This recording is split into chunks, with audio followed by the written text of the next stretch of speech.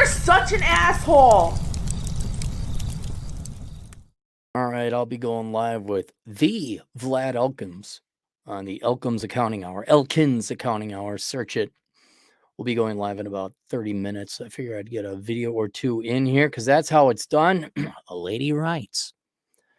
Hello, Cappy. I'm a female, long-time listener for quite a while now. Your advice has been solid. I really appreciate how you keep it direct, simple, and straight to the point. I will try to do the same.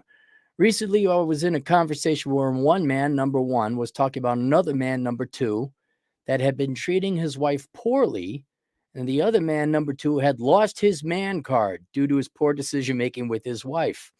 I have my own thoughts on this. I feel there's a humor side, as in a guy could lose his man card due to watching a Hallmark movie. Oh, is that what he did? Yeah, you lose your man card if you watch a Hallmark movie.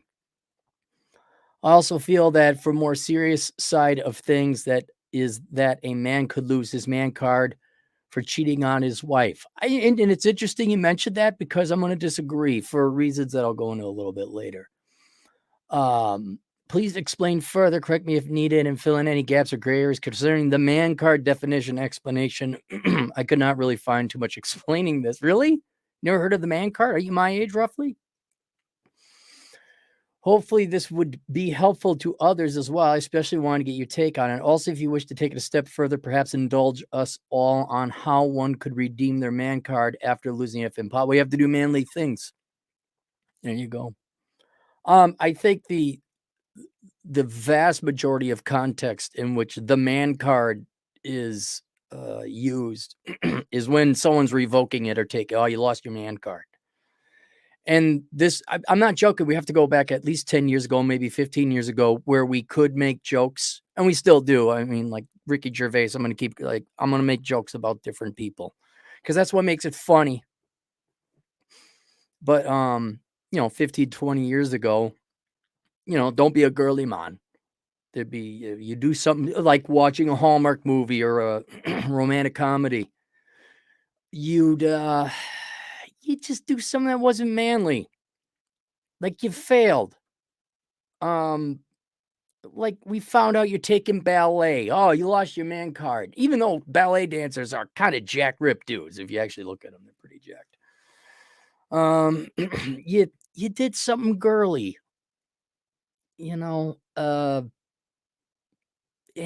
we just like, oh man, you gotta revoke your man card. That was it. And usually it was the context of your girl. Look, you bought her flowers on Valentine's Day. I'm revoking your man card. So usually it was in a humorous, condescending, yet regulating way. Men would keep men on their toes. We'd like, hey, you getting a little femmy over there.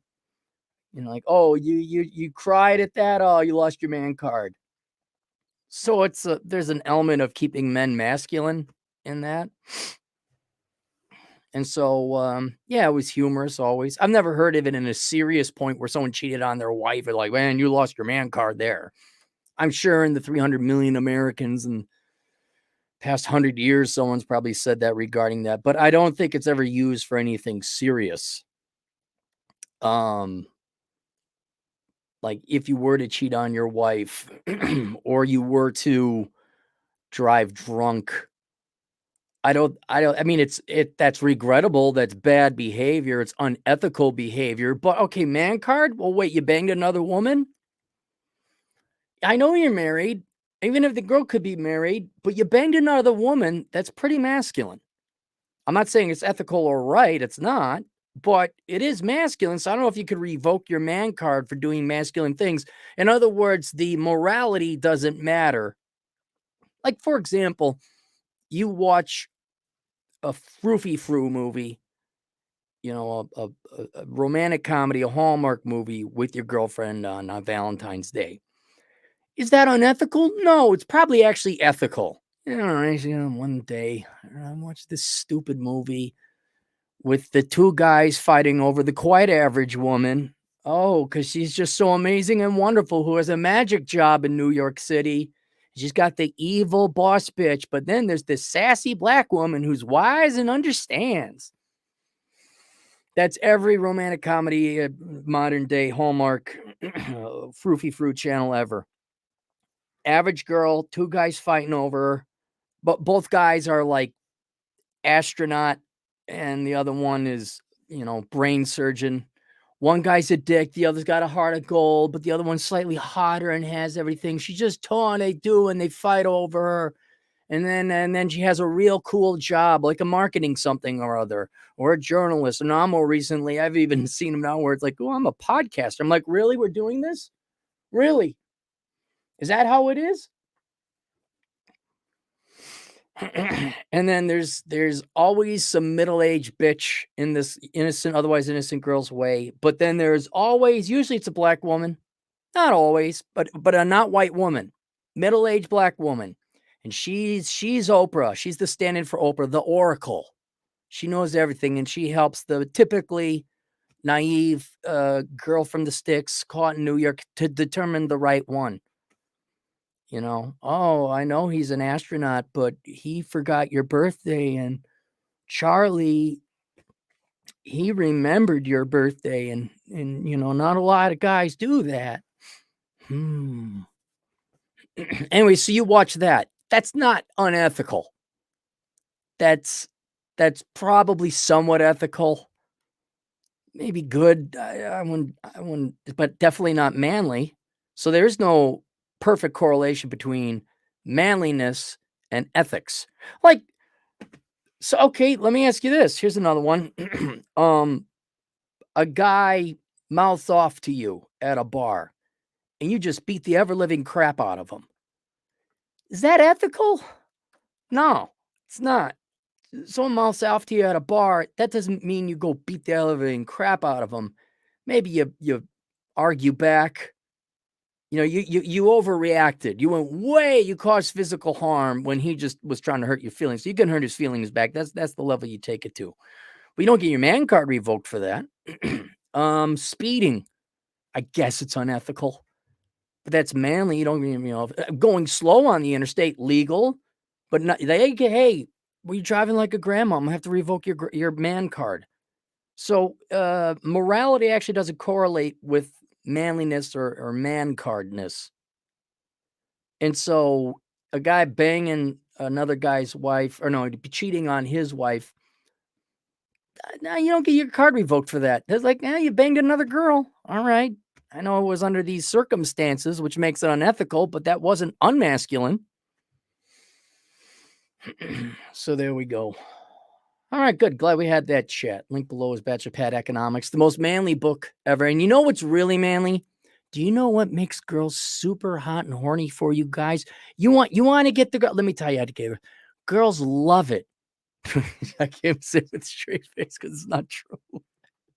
Girls love it when you got your finances together. They love it when you got your financial act together. So also link below is Achieving Financial Excellence, which is your very first step in doing your financial planning. I take it back. I have had one girl, and she never told me this. I heard it through the grapevine. She really liked me because I was good with my money. I was living in a basement in a duplex. She was impressed that at such a young age, I had managed to live in a basement. And she never told me that. Never did. I didn't know that was a trait, but that was one of the rare girls that actually we dated a while, so she got to know me. She knew my finances. But yeah, man, these girls don't care. They don't even know what a 401k or an IRA is. And if you do find a girl that knows what a 401k or IRA is, well, that's a good sign. You might want to hold on to her. But your average girl, like you could show her a balance sheet audited by Deloitte and Touche. Here you go. She wouldn't know what the debits and the credits are. She wouldn't be impressed. Oh, should I need more zeros? They really don't care, especially you younger guys. Like, because you're like, hey, I got no. Like, think about this. You're a 24-year-old kid, right? You got no student loan debt. Like, you paid it off. You worked hard in college. You had a little bit of a student loan debt, and then you worked at a second job like responsible adults would, and you paid off your student loans, right? That's an amazing accomplishment for anyone under 25. And maybe you're starting your job, you got $60,000 a year, as an engineer or an accountant. And you got this used car that you put a bunch of repairs into, so it'll last you another couple of years. You're doing great. You're in the top like 5% of men for your age bracket. Those girls aren't going to give a damn about that. They're not even going to. You could even say, "Oh, I contributed, $5,000 to my IRA at work today too. I just started." They don't.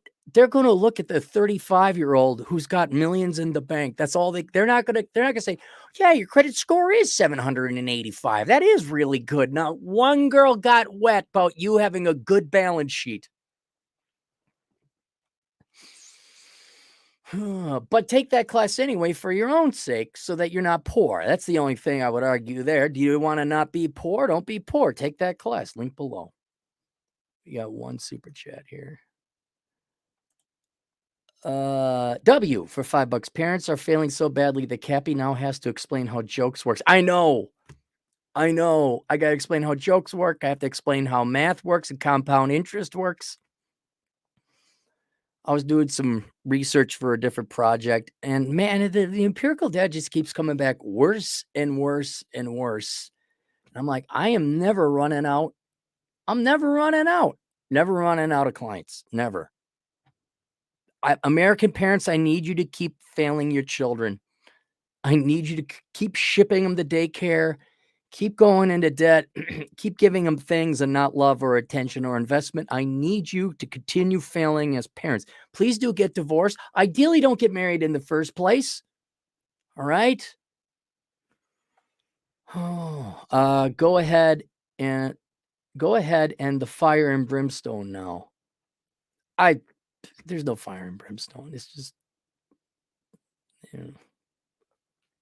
yeah. My inner Chris score went to 550 after divorce. They do like high credit if smart. Yeah, I'm sorry, man.